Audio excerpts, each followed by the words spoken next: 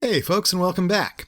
In this video, I want to introduce you to the moral philosophy of a man named Immanuel Kant. Kant was an 18th century Prussian philosopher from the city of Königsberg, which is now Kaliningrad. His contributions to the Western philosophical tradition are monumental. He made groundbreaking contributions in metaphysics, in epistemology, in aesthetics, in legal philosophy, in political theory, and the one we're going to focus on today, in moral philosophy. Kant really did set the agenda for much of the philosophical thought that has happened since the beginning of the 19th century. He upended the philosophical paradigm that he inherited. He inherited two traditions, a rationalist tradition and an empiricist tradition. The rationalist tradition held that there were some truths that could be known a priori, some things we could know to be true about the world without having had any experiences whatsoever, some innate truths. There were the empiricists, on the other hand, reject innate knowledge and claim that all knowledge comes from experience. So everything we know is the product of our experiences. Anything that we can't trace back to its origins and experience is not something that we can claim to know. And Kant synthesized these two traditions. He essentially argued that we could have a priori knowledge, but that a priori knowledge was not knowledge about how things are in themselves, but how they must present themselves to our intellect, how they must be for us. Our a priori knowledge isn't knowledge of things in the world in themselves, but rather knowledge of the categories that we bring to our experiences. Categories like space and time, categories like causation and goodness. These are things that we don't find in experience, but rather that our mind imposes on bare experience in order for it to be something that we can have an experience of. They're the scaffolding that shapes our experiences of the world. Now, that's a very quick, very broad sketch of this Kantian project, and I'm not going to go into any more detail for our purposes today, but I want to focus today on Kant's moral philosophy, Kant's moral theory. In his moral philosophy, there are really two central concepts that I want to draw your attention to. The first of these is the concept of autonomy. The concept of autonomy that we've been working with up to this point in the class really is one that we inherit from this Kantian tradition. And the second is the idea of the categorical imperative. The categorical imperative is a rule, a command, an imperative that applies to everyone, no matter who they are or what they want, what desires or interests they have. That's what makes it categorical. It is universally applicable. A hypothetical imperative, on the other hand, is a rule or a command that one has to follow in virtue of having some end or some desire. If I want to get a glass of milk, then I ought to go to the fridge. That's a hypothetical imperative. Thou shalt not kill. That is categorical. It applies to everyone, no matter their circumstances, no matter their interests or desires. So we're going to be focusing on these two ideas of autonomy and the categorical imperative for Kant, and how they are related to one another. All right, so let's start with autonomy. The idea of autonomy is normally associated with the idea of freedom from external constraints. It's other people not messing around with your business. It's other people not telling you what to do or forcing you to act in particular ways. To be an autonomous agent, we think, is to be someone who decides for themselves how they're going to behave, what actions they're going to take. Maybe we think they do so in a rational way, that they are governed by reason or responsive to reason in some sense. And we'll get to that. But the general idea is that of freedom from external constraints on one's behavior. And Kant begins there as well. He calls this the idea of negative freedom. It's the idea of others not interfering with your choices or with your decisions or with your actions. Kant probes deeper into this idea of negative freedom, and he recognizes that there's more to it than just others staying out of our way. Our actions are not free if they are caused by another, if we are forced or coerced into acting in a particular way, but they're also not free if they're caused by other events in the empirical world. That is, for example, if I trip and fall off the curb and step on your toe on my way down, I didn't freely choose to step on your toe. It was not an autonomous action. It was not something that I freely did. It was something that I was caused to do. Similarly, if I am acting as a result of some passing whim that I have, or as a result of some overwhelming passion, that action is not one that I have freely committed. It's not one that I have rationally chosen to do and followed through on that rational choice. Rather, it's one that I've been caused to do by my immediate inclinations. This is why we make a distinction, for example, between first-degree and second-degree murder, where second-degree murder is a crime of passion in some cases, right, where it's not premeditated. We haven't thought about the fact that we haven't reflected on what we are about to undertake. We simply act. So it's in some sense a less free sort of act. And Kant really accepts this idea that if anything causes our actions, any other empirical event or any other empirical fact causes our actions, then those actions are not free. They must be caused by the rational will itself.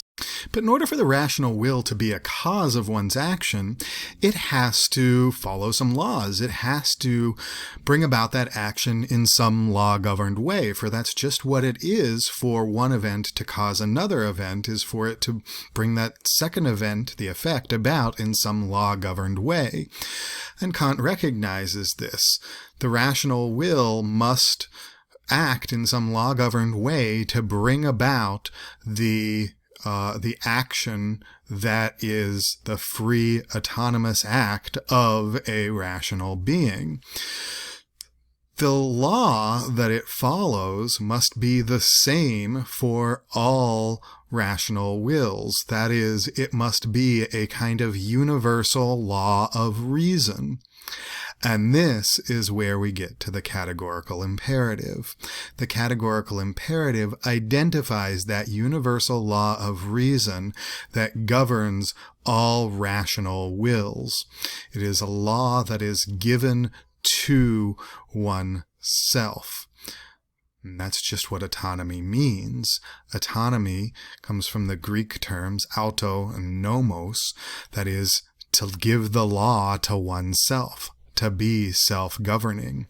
So the law that one gives to oneself, the universal law that each rational being gives to themselves, is the categorical imperative, is this universal law of morality. Before I go into detail on what the categorical imperative is and how we should understand it, I want to sum up this idea of autonomy now. Right? Autonomy for Kant, and autonomy in this Kantian tradition, is not simply freedom from external constraints or freedom from any constraints on one's actions. Autonomy is a kind of law-governed action.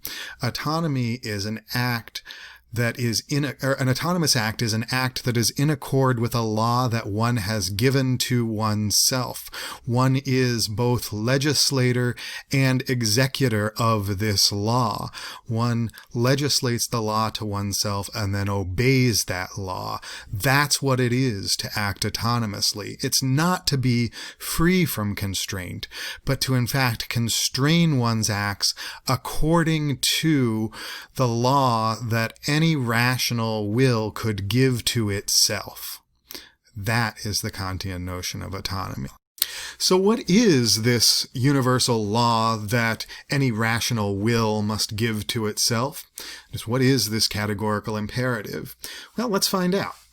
Kant, in fact, gives us three different formulations of the categorical imperative, three different ways of saying what he thinks is roughly the same thing. The first is the universal law of nature formula. The second is the humanity formula, and the third is the formula of the kingdom of ends. I'm going to focus only on the first two of these formulas, the universal law of nature and the humanity formula. The universal law of nature formula says this: you should always act only in a way such that the maxim of your action could be willed to be a universal law of nature. Or act only such that the maxim of your action can be willed to be a universal law of nature. Well, what does this mean exactly? Well, first we need to know what the maxim of an action is. The maxim of an action is the principle under which you act, right? The rule under which you act when you act in some particular way. So the maxim of my action when I go to the fridge to get a glass of milk is that anytime I want a glass of milk, I shall go to the fridge, right? That's the maxim of that action. So we're supposed to take the maxim of the action, the principle under which we act, and ask whether we can universalize that, whether we can will that everyone would act in that way in our circumstances. So let's think about one of Kant's examples. One of the primary examples he gives is making a false promise in order to secure a loan. I might, for example, need $500, and if I need $500, I might tell someone that I will pay them back. I might tell you that I'll pay you back next Monday. I need the cash now, but I'll pay you back on Monday, I promise. Knowing full well that I'm not going to have the cash on Monday, and there's no way I'm going to be able to pay you back. I need the money, though, so I'm going to make that false promise. Well, can I act in that way? The maxim of my action is to make a false promise anytime it would help me secure the means to my end, to make a false promise anytime I'm in need of some cash, right? Anytime I'm in need of a loan. Can I will that maxim to be a universal law of nature? That is, can I will that everyone make a false promise anytime they are in a position where they need to secure a loan? Can I will that anyone could promise to pay that $500 back on Monday, or would promise to pay that $500 back on Monday, even though they knew they wouldn't be able to do that? Well, the answer is no, not without contradicting my own will. It's a practical contradiction of my own will. Why is that? Well, if everyone acted in that way, if we were living in a world where everyone acted in such a way that they made false promises anytime they needed to secure a loan, and I lived in that world, I would not be able to secure the loan that I need right now by making a false promise, because no one would take anyone at their word. No one would trust anyone's promises of repaying a loan. So, I would undermine my own ends in willing that maxim to be a universal law of nature. I can't will it to be a universal law of nature. I would contradict myself. So I can't accept that maxim as a categorical imperative. I can't accept that maxim as one that every rational being ought to accept. And so I, myself, as a rational being, shall not accept it. I can't act according to that maxim. That's the test of universalizability. I have to ask whether my maxim can be made a universal law of nature, whether the maxim of my action can be made a universal law of nature without undermining my very ends in acting in this way. If it can't, then I shouldn't act in this way. It's morally wrong. Morally wrong. Acting in this way would be a violation of my duty. And what I need to do in order to be a morally upstanding agent, in order to be morally praiseworthy, is to do what duty requires of me, no matter the consequences. That's what it is to adopt this Kantian or deontological notion of morality, a deontological conception of morality.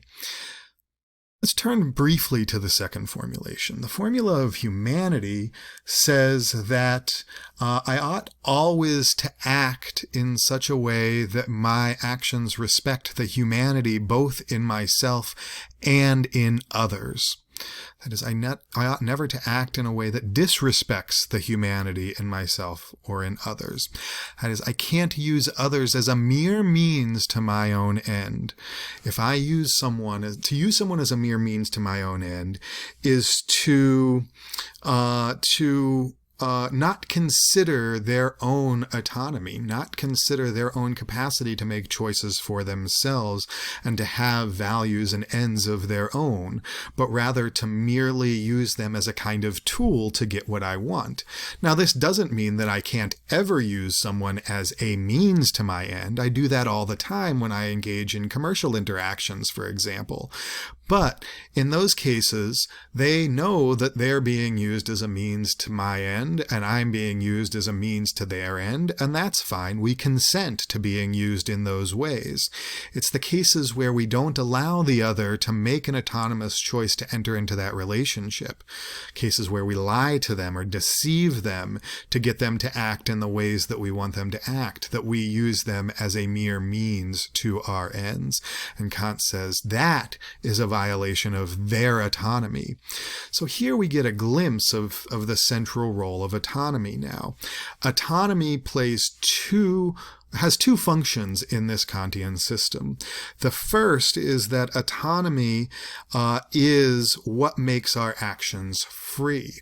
It is an autonomous act that is a free act. It is the one that we are held responsible for, the one that we have ownership over. It's our act, our free act that issues from our rational will, and so we are responsible for it and for its consequences.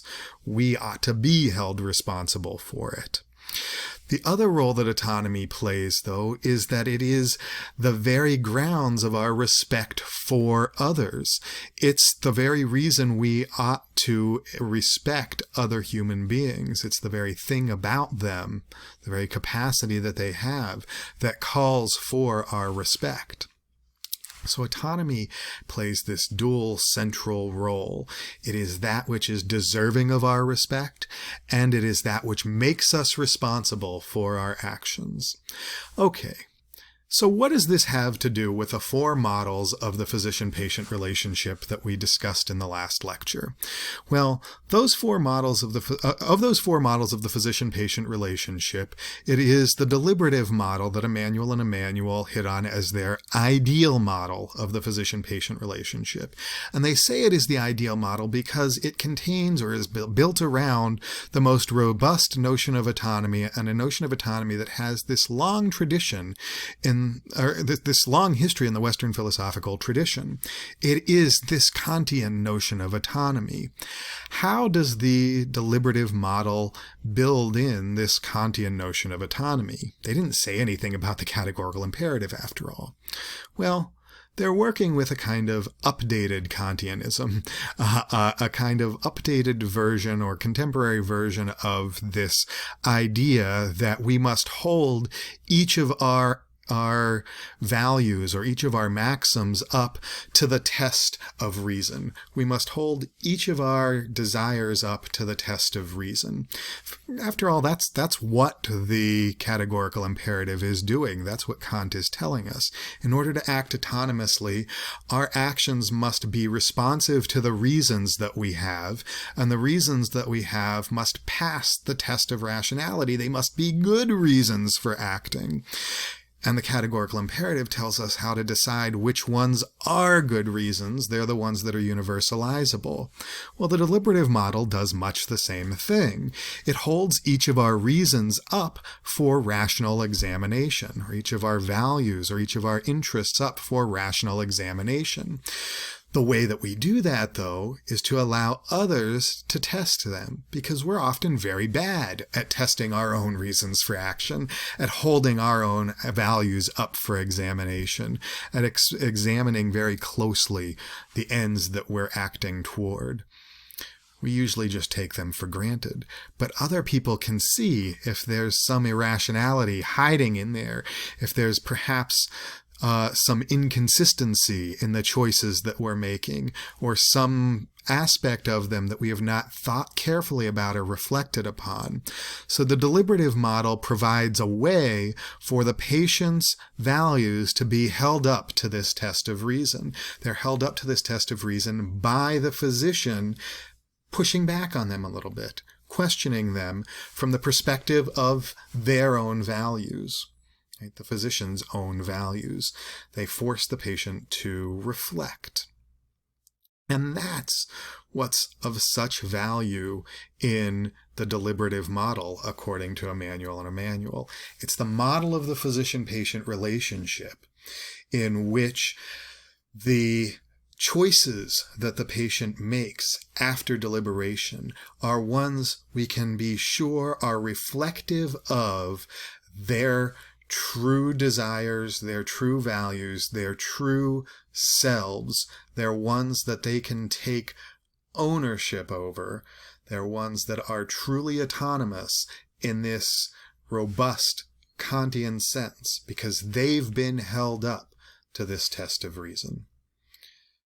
All right, so there's our deep dive into Kant. There's why Immanuel and Immanuel think that this deliberative model is the ideal model of the physician-patient relationship, the one from which deviation from which requires justification. That's all I've got for now. So until next time, take care of yourselves and be well.